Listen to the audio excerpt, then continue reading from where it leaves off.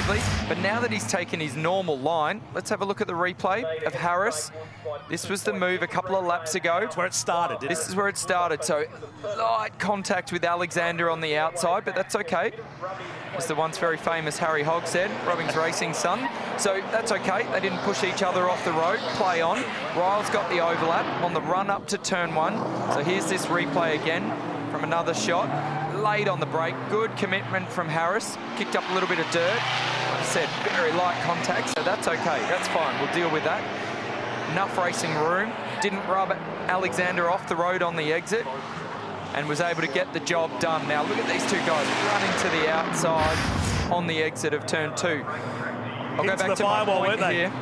Ryle was given the bad sportsmanship flag, and soon as he stopped being ultra defensive, he was able to open up a little gap. And now that he's back onto being defensive again, it's given Tom Alexander the opportunity to get back onto the back of him, because momentum is your friend in these cars, and Ryle needs to probably pick up on that. He's got more pace in that car. We saw the graphic before on our shots saying that Tom, over the last 4 laps, was actually slower than Ryle. But one thing that is happening all off the back of this, regardless of who's got pace, just a really good race for the lead. Absolutely. Race of the season so far between the 2 form guys in the series. Goss Blue Battle Pack showing Harris and Alexander side by side once again.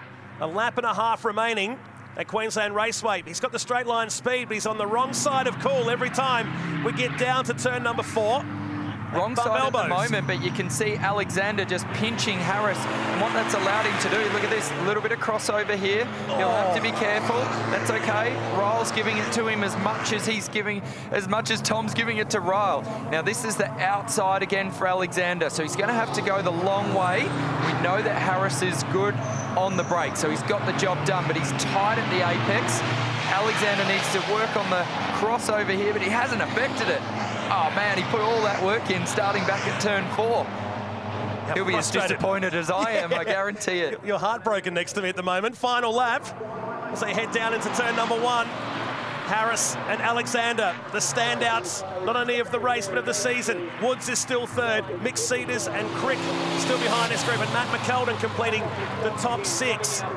So turn 3 will be the last chance as he slides his way in the SP Tools Caltex Yellow Holden Colorado. He'll push the Mazda BT50 along. He pulls out the slipstream, looking for the moves on the outside to turn 3. So I don't think this will be his only opportunity. I reckon Alexander will have learned from what he did on that previous lap, and he just needs to tweak it a little bit at turn 4 here. So let's see if he gets the overlap again. If he can pinch Ryle really tight on the run into turn 4 and start that whole crossover procedure again, but try and affect it a little bit different on the exit of turn 6, he'll be in with half a chance. Let's see if he's got it in him. Not enough overlap there. Not this time. He's got one last chance. If he can do what Harris did to him earlier in the race in the final turn, that's as close as you like, as he pulls out to the outside. In the Holden Colorado, Harris has one turn, and Alexander braking really late into the final turn. He'll try to switch back, and he does. Will he get the straight line speed coming towards the checkered flag? I don't think so. And Ryle Harris will go 3 wins in succession, and his 6th race win of the season in that Mazda BT50 in the race of the year so far. Absolutely. Hands down race of the year. We saw some absolute